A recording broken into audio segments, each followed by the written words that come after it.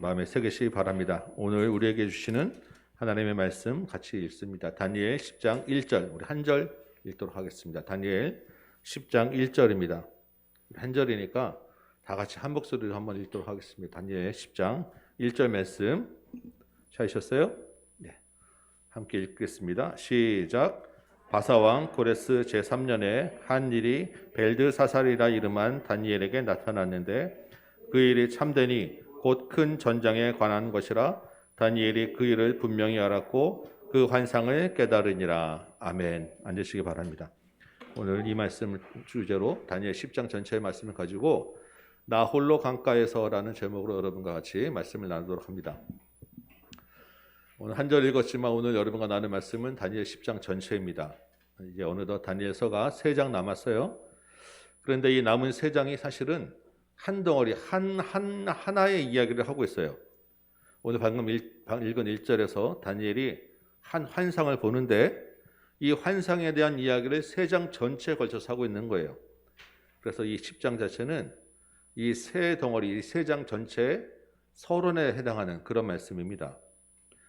보통 서론이라고 하면 본문의 배경을 설명해 주거나 어떤 그 이야기의 초반에 집중을 확 끌어들이기 위해서 어떤 간단한 그런 흥미있는 이야기들로 이제 서론을 시작하는데, 그래서 이제 보통 설교학에서도 최초 그 3분에서 5분 사이에 듣는 사람이 오늘 설교를 들어야 되겠다 말아야 되겠다가 다 결정된다고 해요. 여러분 오늘 들을 결정을 하셨습니까? 네. 그런데 사실 이 3장의 오늘부터 시작할 이 3장의 환상 이야기의 서론이 그렇게 간단하지가 않아요. 전체 분량에서도 서론이 3분의 1을 넘습니다. 내용이 복잡해요. 그만큼 이제 다음 주에 다룰 이 전체 이 환상의 내용은 정말 복잡합니다. 그래서 여러분 다음 주까지는 마음의 준비를 단단히 하고 오셔야 돼요. 어쨌든 오늘 이 특별한 이 서론이 무슨 내용을 담고 있는지 한번 찬찬히 볼 것입니다. 도대체 우리에게는 무슨 말씀을 하고 있느냐? 매주마다 마찬가지지만 특별히 성령께서 이 한 주간 이 시간에 여러분의 마음을 잘 만져주셔서 깨닫게 해주시기를 축원합니다. 우리 1절 한번 볼까요? 이제 처음부터 보면 이제 10장이 전체 서론이라 그랬는데 그 서론 중에서도 이 10절 1절이 또 서론이에요. 그러니까 서론의 서론, 제일 중요한 전체 내용을 요약하고 있는 말씀이에요. 먼저 때는 바야흐로 고레스 제3년. 여러분 이때가 무슨 일이 있었습니까? 어떤 때예요? 고레스 왕 제3년 하면 제일 먼저 떠오르는 게 고레스 칙령을 떠올리셔야 돼요. 고레스 왕 원년에 이 페르시아 왕이 포로로 잡혀온 민족들을 다 돌려보내라라고 하는 칙령을 내립니다. 그래서 이스라엘 민족이 70년 만에 포로에서 돌아가는 일이 생기는 거예요. 그리고 바로 얼마 후에 있었던 일이라는 것입니다. 이때 한 일이 벨드사살이라 이름한 다니엘에게 나타났습니다. 이때 다니엘의 나이가 정확치는 않지만 대략 아마 80 중반을 넘어서 한 90을 정도 바라보는 정도 수준 어간으로 생각이 됩니다. 그리고 이때는 이미 바벨론이 망한 다음이에요. 그죠? 지금 바사왕이라고 했으니까. 그런데 아직도 여전히 다니엘에게는 바벨론식의 이름인 벨드사살이라고 하는 이름이 붙어 있어요. 10대의 뜻을 정한 이후에 지금까지도 여전히 이방 땅, 이방 문화에 동화되지 않은 삶을 살아낸 다니엘의 모습을 보이기도 합니다. 벨드사살이라 이름은 다니엘이라고 이야기하고 있죠. 그러나 또 한편으로는 여전히 다니엘을 놓아주지 않는 그런 신분의 차별, 자기네 문화를 따르라는 압박과 강요가 동시에 있다는 것을 우리가 이 이름에서 보게 되는 거예요. 여러분 저와 여러분이 이 땅에서 성도라는 이름으로 살아갑니다. 우리가 처한 상황과 똑같다는 거예요. 이 말씀을 보면서 크리스찬으로서 우리가 어떻게 살아야 되는가라고 하는 것을 사실 보여주게 되는 그런 생각을 하게 됩니다. 낯선 땅에서 다니엘처럼 하나님과 함께 성도로 일생을 살아내는, 그래서 지난주 본문대로 크게 인총을 입은 저와 여러분 되시기를 소망합니다. 1절을 계속 보면 다니엘에게 이때 한 일이 나타났는데 그 내용이 큰 전쟁이었다라고 하죠. 그리고 그 일이 참되다라고 합니다. 참되다라고 하는 말은 확실하다는 거예요. 반드시 일어난다는 것입니다. 하나님이 그 환상의 내용대로 행하신다는 것이고 그 일을 다니엘이 이제 분명히 알게 되었다라고 지금 이야기를 하고 있는 것입니다. 그리고 그 환상 내용이 무엇인지 이제부터 이야기해 볼게라는 게 지금 1절인 거예요. 여러분 이 1절 한 절을 가만히 한번 생각해 보시기 바랍니다. 다니엘이 한평생을 환상과 함께 살았어요. 그렇죠? 오늘 10장까지 오는 동안 계속 환상이 있었잖아요. 왕의 환상을 풀어주기도 하고 자기가 직접 여러 환상을 보기도 합니다. 그 환상들의 내용들이 주로 어떤 내용이었어요? 그 내용의 대부분은 이후에 펼쳐질 제국의 역사 그리고 그 가운데 자기 민족이 겪게 될 일들이었습니다. 여러분 그 내용들이 좋은 내용, 평안한 내용입니까? 그렇지 않아요. 왜냐? 한 제국이 나라가 성장했다가 망하고 다른 나라가 일어서는 그 과정은 그 과정 모두에 꽉 채워져 있는 게 다 전쟁이기 때문에 그래요. 전쟁은 그 자체가 굉장한 고통과 고난을 가져오는 거예요. 그 가운데서 그 전쟁 가운데서 이스라엘이 한가운데 딱 들어서 이리저리 치이게 되는 내용이 대부분입니다. 엄청나게 고통스러운 시간을 보내게 될 것을 환상으로 계속 얘기하고 있었던 거예요. 여러분 다니엘에게 하나님이 왜 이런 환상을 계속 보여주셨을까요? 반드시 이 일이 이루어진다라는 것이죠. 반복해서 이야기합니다. 반드시 이 일은 이루어진다는 거예요. 그런데 그 이유가 미리 알았기 때문에 낙심하고 절망하고 그래서 하나님을 떠나라는 그런 것 아니지 않겠습니까? 그런 고통의 현실을 당하지만 반드시 정한 때가 있고 그 다음엔 하나님 나라가 서게 될 것이다 라는 것을 알게 하기 위해서 이 말씀을 주신 거예요. 그래서 그 믿음으로 정한 때가 있음을 믿음으로 그 가운데서 하나님 보호해 주신 믿음으로 그 후에 하나님 나라가 있을 것을 믿음으로 그 끔찍한 그 고통의 현실을 인내하라. 믿음을 포기하지 않고 굳게 지키며 살아라. 하나님이 보여주신 이유라는 것입니다. 다니엘이 처음에는 그게 잘 이해되지 않았고요. 아마 믿고 싶지도 않았을 거예요. 그런데 지금 다니엘이 어느덧 바벨론이 망한 다음 페르시아를 살고 있어요. 이미 자기가 환상에서 앞날을 보았던 것 중에 일부가 자기 생에서 이루어지는 걸 보게 된 거예요. 그러면 이대로 가면 나머지 것들도 점점 이루어지겠구나라는 것을 이제는 확실하게 깨닫게 되는 것입니다. 이때 어떤 일이 일어났다고 말씀드렸죠? 포로에서 돌아갔어요. 옛날에 70년 전에 그렇게 선지자가 한마디 한 것이 이루어졌구나라는 것을 알게 되는 거예요. 그럼 나머지 큰 일들도 다 이루어지겠구나. 그 가운데서 고통스럽긴 하겠지만 하나님이 보호해 주시는 것도 이루어지겠구나. 하나님이 다시 회복시켜 주는 것도 이루어지겠구나. 때가 있다는 것도 이루어지겠구나. 분명히 믿고 깨닫게 된 것입니다. 여러분, 우리는 이미 다니엘이 본 환상 전체를 이제 다 사실 알게 되었어요. 그죠? 성경에서 다 알고 그게 어떤 내용인지도 알고 역사에서 거의 대부분 다 이미 이루어졌다는 것을 우리가 잘 알고 있습니다. 그것만 알고 있습니까?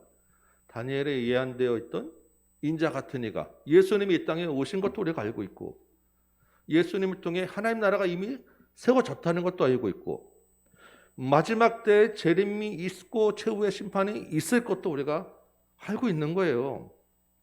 그 사이에 악한 대적자들의 공격이 있어서 우리가 큰 고난도 받게 될 것이다 알고 있는 것입니다. 왜? 이미 우리가 그런 공격과 압박 가운데 있으니까요. 하나님이 다니엘서를 통해서 왜 우리에게 이런 것을 알게 하시고 깨닫게 하셨을까요?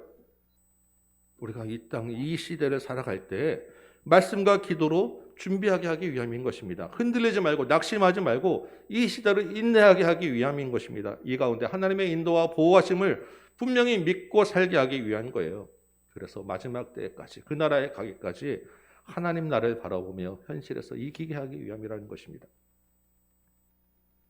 다니엘서가 그냥 꿈을 바라보는 이야기가 아니고요. 우리에게 절망하게 하는 이야기가 아니에요. 다니엘서는 정말 인내하며 소망을 가질 수 있는 소망의 책입니다. 읽으면서 우리가 위로를 받고 힘을 얻어야 되는 책이라는 걸 여러분 기억하시기 바라요. 며칠 전에 중국에서 탈북자들을 돕고 신학으로 양육하며 돌보는 사역을 하는 한 선교사님, 목사님의 간증 설교를 들었어요. 그분이 중국 공안에 잡혀서 감옥에서 큰 고생하셨습니다. 왜 수십 명도 넘는 탈북자들을 탈북하는 것을 돕고 그들을 신앙으로 양육했기 때문이죠. 그런데 그 감옥에서 고생하는 동안, 재판을 받고 감옥에 있는 동안에 하나님이 정말 놀라운 일들을 하셨어요. 그 선교사님의 그 모든 고난의 그 과정이 하나님의 큰 계획 안에 있었다는 것을 그 선교사님이 나중에 깨닫고 감사하며 간증하는 설교를 들었어요. 저도 마음이 막 뜨거워지고 저도 막 힘이 되고 저도 같이 감사하게 되더라고요. 그러면서 또한 우리 신앙생활을 돌아보게 되었습니다. 우리가 너무 안일하게, 너무나 편하게, 너무나 쉽게 신앙생활하고 있지는 않은가. 너무 눌려있고 너무 가만히 있지는 않은가. 돌아보고 회개하게 됩니다. 제가 이번 주에 우리 그 교회 카톡 공지방에 한번 올려드릴 거예요. 여러분 주중에 한번 꼭 보시고 들으시고, 유튜브에 있는 내용이니까 들으시고, 우리 다음 주에 여러분 저녁에 목장 나눔할 때는 그 간증 내용에서 받은 은혜를 좀 같이 나누셨으면 좋겠어요. 그리고 그 말씀 가지고 여러분들이 적용할 것, 우리가 어떻게 살아가야 될지 이런 것들도 한번 좀 나눠보셨으면 좋겠습니다. 여러분 꼭 한번 읽어보시고 우리가 선교에 대한 소망과 힘을 얻으시기 바라고, 이 땅을 살아갈 힘을 말씀 통해서 얻으시기 바랍니다. 지금도 하나님이 보여주신 큰 전쟁의 환상은 계속 진행되고 있어요. 우리도 그 가운데서 살아가야 되는 거예요. 여러분 어떻게 사시겠어요? 주께서 우리를 인도하고 보호하시고 힘 주신다고 오늘 본문에서 말씀하고 계세요. 다니엘과 같이 그 일을 분명히 깨닫고 아는 여러분, 말씀과 기도에 힘쓰시기 바랍니다. 하나님의 사람으로 이 시대를 살아내시기를 축원합니다. 오늘 1절 한 절 가지고 시간이 많이 지났죠. 그런데 오늘 사실은 이 1절 한 절이 다니엘서 전체에서 굉장히 중요한 이야기입니다. 사실 오늘 할 얘기 여기 다 들어가 있는 거예요. 여기서 끝내고 싶지만 남은 절이 좀 많으니까 조금만 좀 더 보도록 하겠습니다. 그냥 끝나면 좀 서운하죠. 2절부터 보면 이 환상을 보게 된 배경 설명을 하고 있어요. 2절에 보니까 그때 다니엘이 세 이래 동안 슬퍼하며 세 이래가 차기까지 좋은 떡을 먹지 않고 고기와 포도주를 입에 대지 않고 기름을 바르지 않았다라고 합니다. 거의 막 금식하고 탄식하며 기도하고 있었다라는 거예요. 자, 여러분 세 이래면 어느 정도 기간입니까? 21년 하면 안 맞죠. 왜? 지난 시간에는 우리가 한 일을 7년으로 봤어요. 문맥상의 내용으로 봐서. 근데 이번 주 본문에서는 그게 한 일회가 7일이에요. 여러분 21년을 금식하고 탄식하고 여러분 있을 수 있어요? 고기 안 먹고 떡 안 먹고 아무것도 안 먹고? 불가능해요. 그리고 본문에 이제 읽다 보면 13절에도 그러니까 21일이라고 기록이 되어 있어요. 그래서 이런 것들을 문맥상을 잘 보면서 같이 생각을 하셔야 돼요. 한 일에는 7일입니다. 그러면 세 일이면 21일이에요. 21일 금식 작정 기도를 하신 거예요, 다니엘이. 왜 이렇게 21일 3주 동안 다니엘이 금식하고 기도를 하고 있었겠어요? 1절에 어떤 환상을 보았기 때문에 이제부터 금식해야 되겠다라고 생각했을까요? 본문은 그렇지는 않고요. 이미 그 환상을 보기 전에 금식을 하고 있었던 거예요. 왜 이렇게 다니엘이 금식하고 있었냐? 정확한 이유는 나오지 않지만 우리가 추론할 수는 있어요. 이때가 고레스 3년이라고 했죠. 1차 포로 기한이 있은 다음입니다. 그런데 에스라서나 다른 선지서들 글들을 보면 포로로 돌아간 사람들이 막 성전 건축을 하자라고 열심히 내다가 1년 만에 방해꾼들이 와가지고 손을 놓고 포기하게 돼요. 그런 고국의 그 현실들을 전해 들으면서 다니엘이 아주 힘들고 마음이 아팠던 것 같아요. 왜? 다니엘은 함께 돌아가진 않았거든요. 이미 나이가 연로하시고 맡은 직책도 있고 그래서 기도하는 그런 사명으로 잘 남았는데 그 돌아간 고국의 현실이 만만치 않다는 얘기를 들으면서 가슴이 아프고 힘들어서 아마 고국을 위해서 기도하고 있었던 것 같아요. 4절을 보니까 첫째 달 24일입니다. 이날이 3주차 세일해가 차는 날이에요. 그때 다니엘이 히데겔이라고 하는 큰 강가에 있었습니다. 이 히데겔 강은 지금으로 치면 티그리스 강이에요. 그런데 그때 여러 사람이 같이 있었어요. 다니엘 혼자 있는 게 아니라. 그런데 다니엘에게만 한 사람이 보이는 거예요. 5절 보시면 그 한 사람이 세마포 옷을 입었고 허리에는 우바스 순금띠를 띠었습니다. 아마 그때 우바스 순금이 굉장히 유명한 그런 띠였던 것 같아요. 또 그의 몸은 황옥, 아주 보석 같고 그의 얼굴은 번갯빛 같고 그의 눈은 횃불 같고 그의 팔과 발은 빛난 놋과 같고 그의 말소리는 무리의 소리, 아주 큰 우렁찬 소리였어요. 다른 사람들은 환상을 보지는 못했는데 이 소리만 듣고 크게 놀라서 다 도망가고 숨었습니다. 자, 여러분, 이 한 사람이 누굴까요? 본문에서 가르쳐주지는 않죠. 예. 우리가 일단 무조건 일단 이렇게 누굴까요 물어보면 한 대부분 이렇게 70-80% 예수님 하면 거의 다 맞는데 예. 본문은 그렇지는 않아요. 예. 우리가 볼 때는 하나님의 영광과 위엄을 입은 하나님의 천상의 존재, 천사 중 하나인 것 같아요. 근데 천사 이름은 밝혀주지 않고 있어요. 그런데 오늘 본문에는 이런 그 천사 같은 존재가 여러 명 등장해요. 그게 한 사람을 그냥 여러 번 이야기하고 있는 건지 각각 다른 천사인지는 사실 그것도 분명치는 않아요. 그래서 그냥 다 어쨌든 천사가 나타났구나 이렇게 생각하고 넘어가면 됩니다. 8절 보니까 다니엘이 이 큰 환상을 볼 때 몸에 힘이 빠지고 얼굴빛이 변했어요. 이 천사가 나타나서 환상을 하나 보여준 거예요. 우리가 무슨 환상인지 아직 몰라요. 그런데 그 환상을 보고 나서 다니엘의 온몸에 힘이 쫙 빠지고 얼굴이 완전히 시커멓게 변하고 얼굴을 그냥 땅에 대더니 깊이 잠이 들고 말았습니다. 잠들었다는 게 사실은 정신을 잃은 거예요. 거의 죽은 사람처럼 된 것입니다. 엄청난 충격을 받은 거예요. 그리고 이런 비슷한 장면들이 본문에서 계속 반복이 돼요. 15절에도 보니까 이 천사의 이야기를 듣다가 말문이 막혔습니다. 할 말이 없는 거예요. 너무 기가 막혀가지고 얼굴을 또 땅에 대고 고개를 숙여버리죠. 17절에도 몸에 힘이 없어지고 호흡이 남지 않을 정도가 되었습니다. 거의 죽을 정도가 되었다는 거예요. 너무나 충격적이었기 때문에. 하나님이 하실 일에 대한 환상을 보고 그 천사를 통해 그 환상의 말씀을 깨닫고 나서 보인 다니엘의 반응이었어요. 이 구절들에서 여러분 우리가 무엇을 할 수 있을까 한번 생각해 보시기 바랍니다.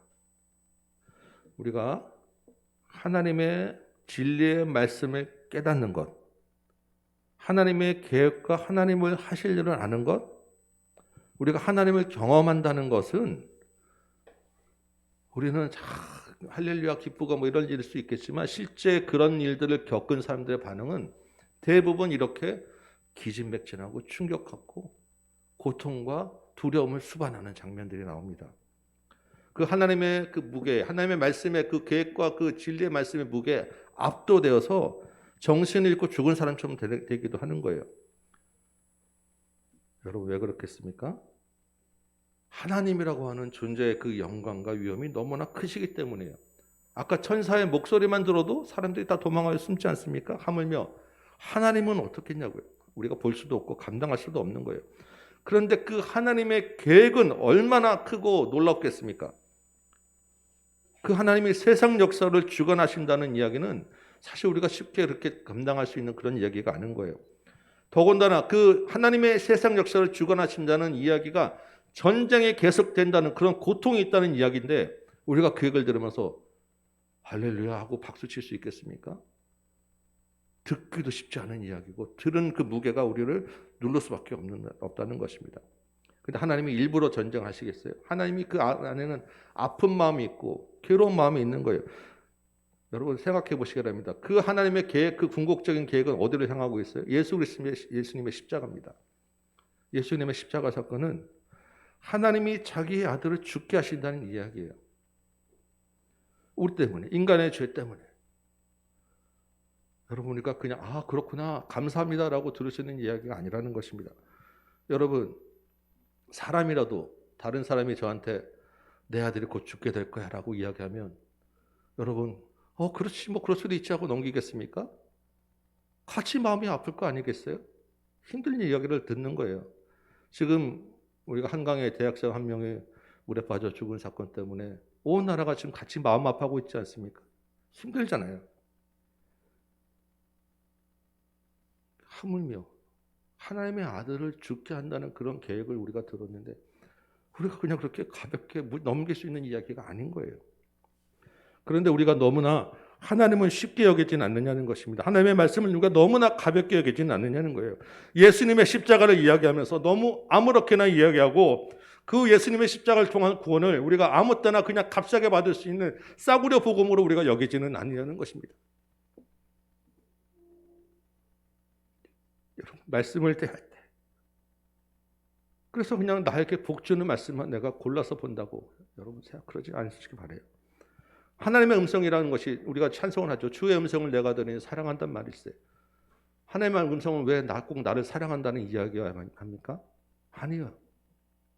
근데 우리는 그렇게 생각하고 그런 말씀만 보고 그런 음성만 원한다는 거예요. 우리 주변에 영적 체험을 했다는 많은 사람들이 있습니다. 천국에 갔다 왔다, 지옥에 갔다 왔다. 나는 이런 신비한 체험을 했다. 여러분, 그런 일이 그렇게 쉽게 이야기될 수 있는 이야기가 아니고 쉽게 경험될 수 있는 이야기도 아닙니다. 여러분, 미혹되지 마시기 바라고 조심해서 분별해서 들으셔야 될 것입니다.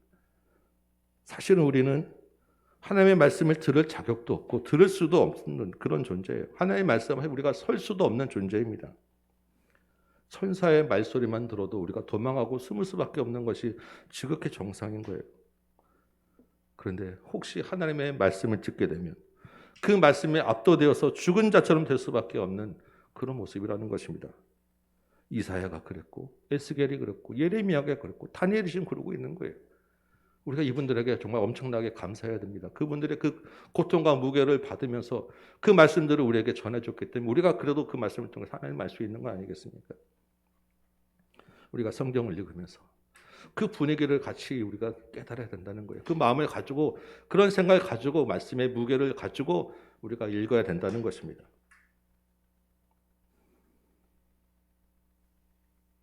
그런데 본문에 보면요, 다니엘이 이렇게 힘이 빠져서 엎드리고 죽은 자처럼 되는 일이 반복되는데 그때마다 또 같이 이어지는 말씀들이 있어요. 10절 볼까요?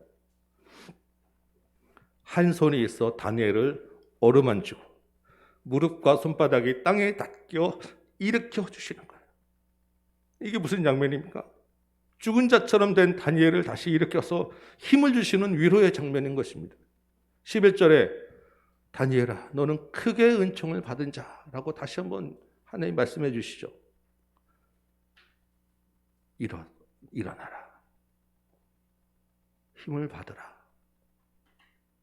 16절에도 말문이 막히고 얼굴이 땅을 향하고 있는데 인자 같은 이가 와서 입술을 만져서 다시 말하게 해주십니다. 18절에는 사람의 모양 같은 존재가 다니엘을 만지고 강건하게 합니다.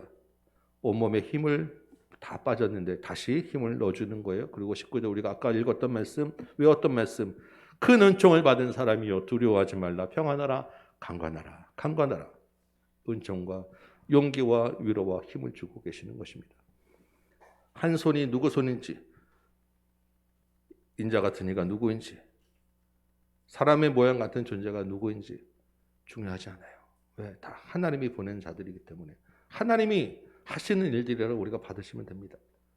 우리를 어루만지시고 일으켜 세우고 위로하시고 말하게 하시고 평안하라, 강건하라, 두려워하지 말라 말씀하고 있는 것입니다. 여러분, 우리는 하나님 앞에 설 수도 없는 존재고 말씀 앞에서 두려워하고 죽은 자같이 될 수밖에 없는 그러한 존재입니다. 그러나 하나님이 우리를 어루만지시고 일어서게 하시고 강건하도록 힘을 주셨다는 것입니다. 그래서 우리를 들을 수 있게 하시고 말하게 하시고 큰 은총을 입게 하신 자로 세워주시는 거예요.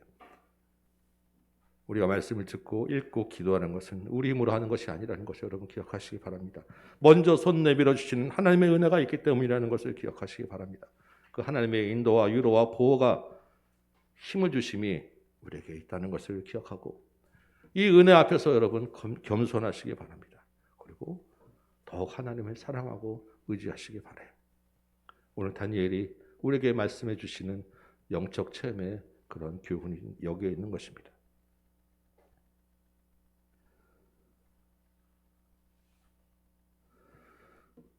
오늘 본문에서 말하는 우리 한 가지만 더 좀 생각해보고 우리 말씀을 마치도록 하겠습니다. 우리 11절 볼까요?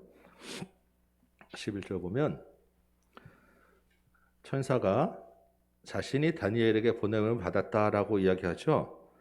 그런데 12절 보니까 그때가 다니엘이 하나님 앞에 스스로 겸비하게 하기로 결심하던 첫날이라고 이야기합니다. 이 첫날은 세일의 금식 기도로 시작한 첫날이라는 거예요. 그날에 응답을 받았다. 그리고 그 기도를 말미암아 내가 왔다라고 이야기하죠.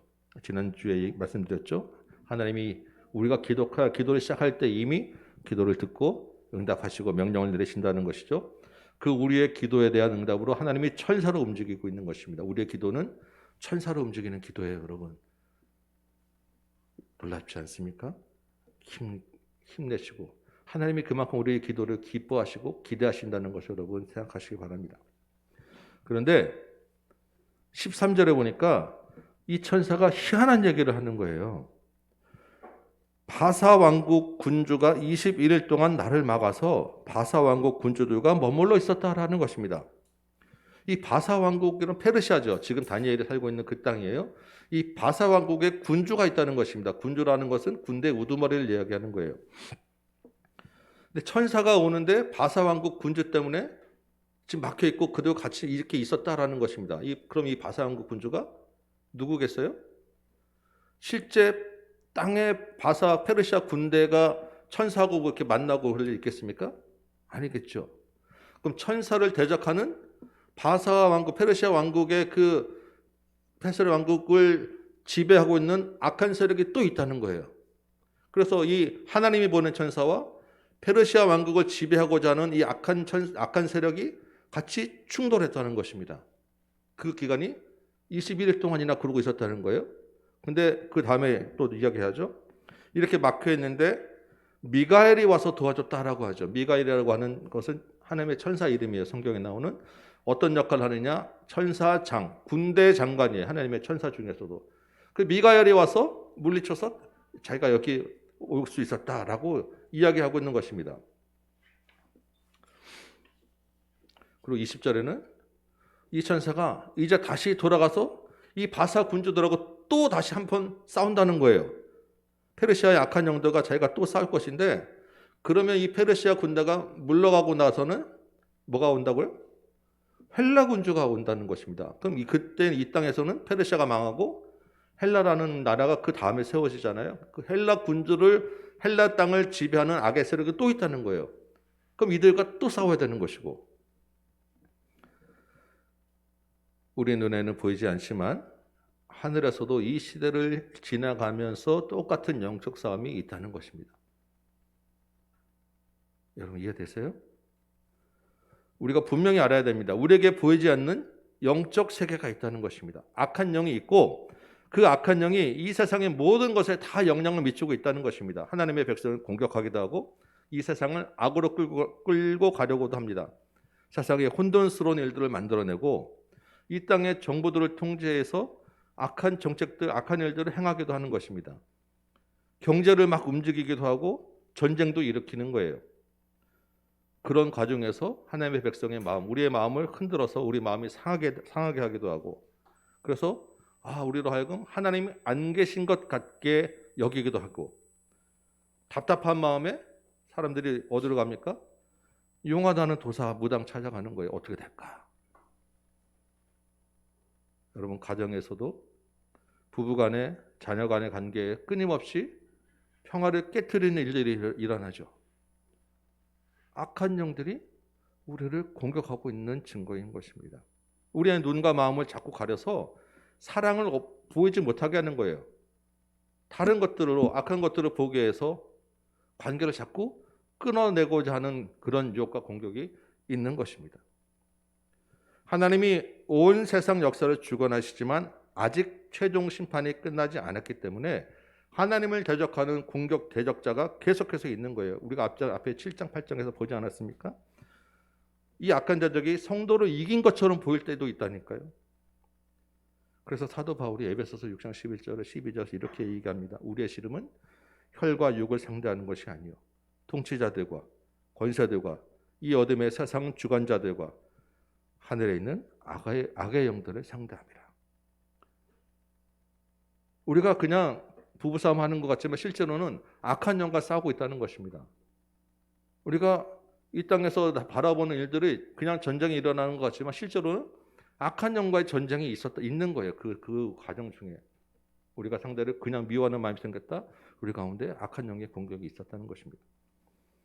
그래서 필요한 게 뭐라고요? 에베소 6장 12절 그 다음 구절은 하나님의 전신갑주를 입어야 된다라고 이야기하는 거예요. 여러분 오늘 다니엘 10장까지 오는 동안에 하나님은 다니엘을 통해서 많은 환상을 보여주시고 해석해 주셨어요. 그 환상의 내용들이 계속 다시 반복되는 내용들입니다. 정리해보면 이런 거예요. 하나님이 온 세상 역사를 주관하신다. 그 역사의 진행 과정에 하나님의 백성이 당할 어려움과 고통이 있다. 그렇지만 정한 때가 있고 그 후에 영원한 안식이 있다. 그러니까 인내하며 소망을 가지고 믿음을 지켜라. 이러한 위로와 격려의 말씀이 다니엘서였습니다.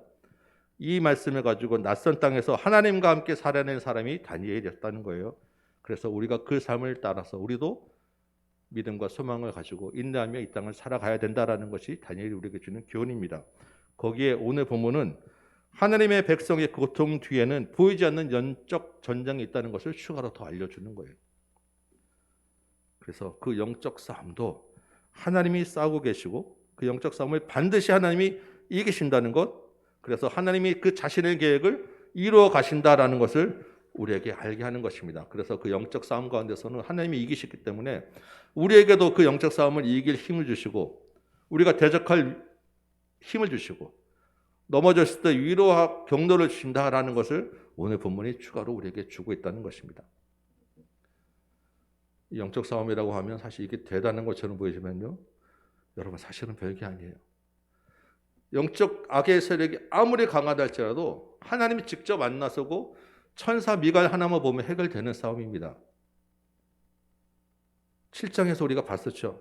하나님이 한순간에 그냥 때려잡아서 다 없앨 수 있는 그런 싸움이에요. 이미 사실은 예수님이 땅에 오셔서 부활하심으로 사실은 이미 끝난 싸움이라는 것입니다. 여러분 이 말씀 가지고 여러분 이 영적 싸움에서 힘을 얻으시기 바라고 위로를 얻으시기 바라요. 그런데 한 가지 궁금한 것은 아니 그러면 하나님이 이미 끝난 거 그냥 빨리 끝내시지 왜 하나님의 백성을 이렇게 고난 가운데 계속 두시냐라고 우리가 생각할 수 있죠. 왜 우리에게 이런 영적 전쟁을 계속해서 반복해서 치르게 하시냐는 것입니다. 이유가 있어요. 하나님이 마지막 때 하나님 나라에 들어갈 남은 자를 걸러내시기 위함입니다. 이 과정 중에서 끝까지 인내하며 믿음을 지키는 자, 진리를 따르는 자를 찾으시기 때문이에요. 이 남은 자에게 그 과정에서 수고한 그 상을 주고자 하심이 이런 상을 주고자 하는 그런 마음이 있기 때문이라는 것입니다. 여러분, 혈통으로 이스라엘이라고 해서 다 이스라엘이 아닙니다. 우리가 교회 안에 있지만 다 하나님의 백성이 아닐 수도 있는 거예요. 말씀을 붙잡고 끝까지 인내하며 하나님과 함께 살아내는 남는 자가 있는 것입니다. 다니엘이 어떻게 이 고난의 삶을 인내하며 남은 자로 살아냈을까요? 두 가지로 살아낸 거예요. 하나는 말씀이고 하나는 기도입니다. 다니엘을 보면서 끊임없이 말씀 가운데 하나님의 뜻을 깨닫고 자신을 비추어보는 삶을 살았던 것을 기억하시기 바랍니다. 그래서 평생 동안 벨드사살이라는 이름으로 불렸지만 다니엘로 살아낸 것입니다. 그런데 그 말씀을 그냥 말씀으로만 살지 않았어요. 기도하는 사람이었기 때문에 기도로 말씀을 살아낸 것입니다. 기도로 응답을 받고 기도로 힘을 얻고 기도로 위로를 얻어서 살아낸 거예요. 여러분, 우리도 마찬가지입니다. 우리가 진리의 말씀을 붙잡고 따르는 사람이죠. 그러나 우리가 붙잡는 진리의 말씀은 논리적이기만 하지 않고 이성적으로만 해결되지 않아요. 우리는 또한 기도하는 사람이죠. 그렇지만 기도한다고 해서 우리가 반드시 신비한 것, 그런 신비한 기적과 경험이 있어야 되는 것은 아니에요. 말씀과 기도, 논리와 이성과 신비한 것이 다 있어야 되는 것입니다. 그래서 말씀 가운데 우리가 하나님의 마음을 아는 감동이 있어야 돼요. 말씀을 다하면서 하나님이 우리에게 깨닫게 해주시는 우리의 삶에 비춰보는 감동이 있으시길 바랍니다.